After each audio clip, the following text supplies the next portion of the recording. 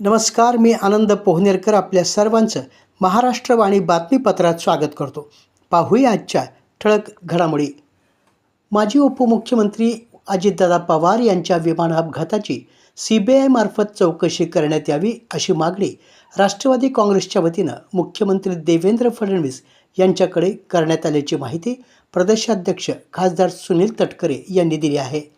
आज मंगळवारी दुपारी मुख्यमंत्री देवेंद्र फडणवीस यांची राष्ट्रवादी काँग्रेसचे राष्ट्रीय कार्याध्यक्ष खासदार प्रफुल्ल पटेल, उपमुख्यमंत्री श्रीमती सुनेत्रा अजितदादा पवार, प्रदेशाध्यक्ष खासदार सुनील तटकरे, ज्येष्ठ मंत्री हसन मुश्रीफ, युवा नेते पार्थ पवार यांनी भेट घेतली.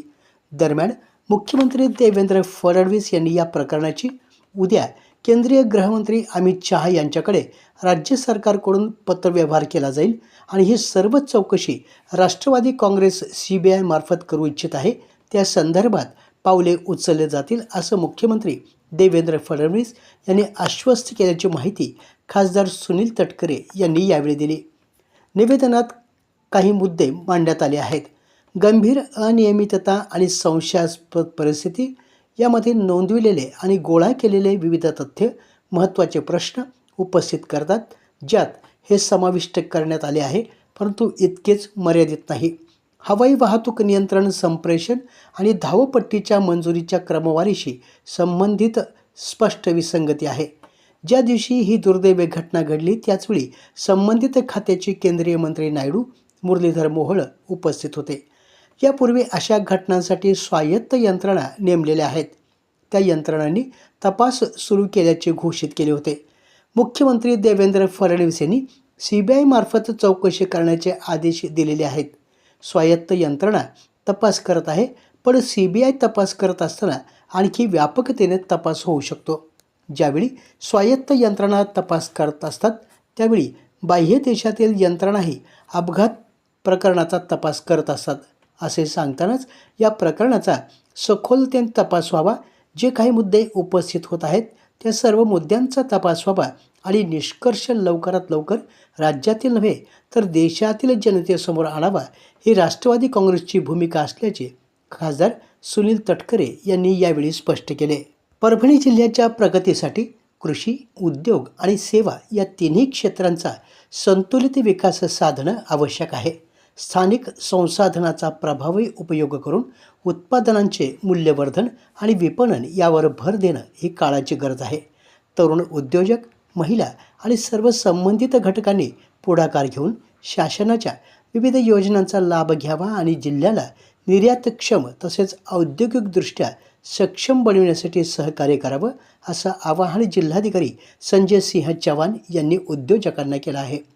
उद्योजकांना सर्व योजनांची माहिती एकाच व्यासपीठावर उपलब्ध व्हावी, यासाठी विविध विभागांच्या सहकार्यानं उद्योजक आणि नवउद्योजकांसाठी आज मंगळवारी महानिर्यात इग्नाईट कन्व्हेन्शन 2026 एकदिवसीय कार्यशाळेचं जिल्हाधिकारी कार्यालयात आयोजन करण्यात आलं होतं.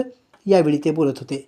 यावेळी अतिरिक्त जिल्हाधिकारी तथा नोडल अधिकारी मैत्री डॉक्टर जयश्री कटारे, जिल्हा उद्योग केंद्राचे महाव्यवस्थापक अनिल बळे, उपविभागीय कार्यालय नांदेडचे अधीक्षक उद्योग अधिकारी अमोल इंगळे, जिल्हा अधीक्षक कृषी अधिकारी दौलत चव्हाण आदींसह मान्यवर उपस्थित होते.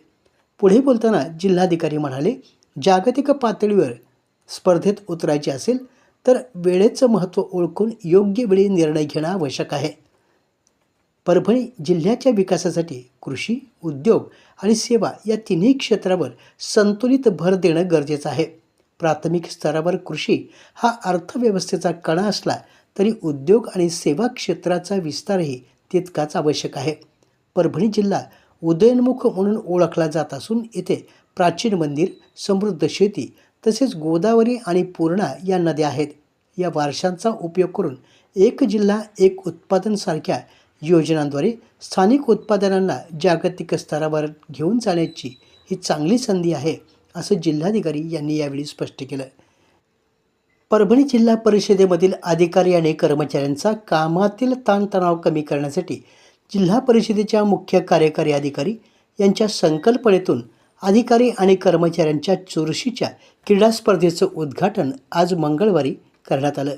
यावेळी प्रमुख अतिथी म्हणून जिल्हाधिकारी संजय सिंह चव्हाण, पोलीस अधीक्षक रवींद्रसिंह परदेसी, अतिरिक्त मुख्य कार्यकारी अधिकारी रश्मी खांडेकर, प्रकल्प संचालक डॉक्टर स्मिता पाटील, जिल्हा क्रीडा अधिकारी गीता साखरे, सामान्य प्रशासन विभागाचे उपमुख्य कार्यकारी अधिकारी डॉक्टर संदीप घोणसीकर यांच्यासह सर्व विभागाचे अधिकारी आणि कर्मचारी उपस्थित होते. यावेळी पालकमंत्री मेघना साकोले बोर्डीकर यांनी सर्व अधिकारी आणि कर्मचाऱ्यांना आपल्या आरोग्याकडे लक्ष देऊन चांगलं काम करून क्रीडा स्पर्धेत उत्स्फूर्तपणे सहभाग नोंदवण्याचं आवाहन दूरध्वनी प्रणालीद्वारे उपस्थितांना केलं. परभणी शहर महापालिकेचे नवनिर्वाचित महापौर सय्यद इक्बाल आणि उपमहापौर गणेश देशमुख यांचा अखिल भारतीय मराठी पत्रकार परिषद मुंबई संलग्न मराठी साप्ताहिक संपादक संघटनेच्या वतीनं सत्कार करण्यात आला. या कार्यक्रमात विविध साप्ताहिकांचे संपादक तसेच डिजिटल मीडियाचे पदाधिकारी उपस्थित होते. महापौर इक्बाल यांनी पत्रकारिता हा लोकशाहीचा पाया असल्याचं नमूद करत शहराच्या विकासासाठी माध्यमांचं सहकार्य अपेक्षित असल्याचं त्यांनी स्पष्ट केलं. आपली परभणी स्वच्छ आणि सुंदर करूया असं आवाहन त्यांनी केलं. उपमहापौर गणेश देशमुख यांनी आपल्या मनोगतामध्ये संविधानिक मूल्य जपत परभणी शहराचा सर्वांगीण विकास करण्यासाठी आपण कटिबद्ध असल्याचं यावेळी स्पष्ट केलं. कार्यक्रमास संपादक मंदार कुलकर्णी, पांडुरंग आंभोरे, सुहास पंडित, देवानंद वाकळे, संघपाल आडागळे, मयूर देशमुख, प्रवीण मोरे, बालाजी काळे, रवींद्र देशमुख यांच्यासह अमर गालफाडे, राहुल वायवळ आदी पदाधिकारी मोठ्या संख्येने उपस्थित होते. आपल्या जिल्ह्यातील अपडेट बातम्या पाहण्यासाठी आमच्या महाराष्ट्रवाणी या चॅनलला लाईक करा, सबस्क्राईब करा आणि शेअर करा. धन्यवाद.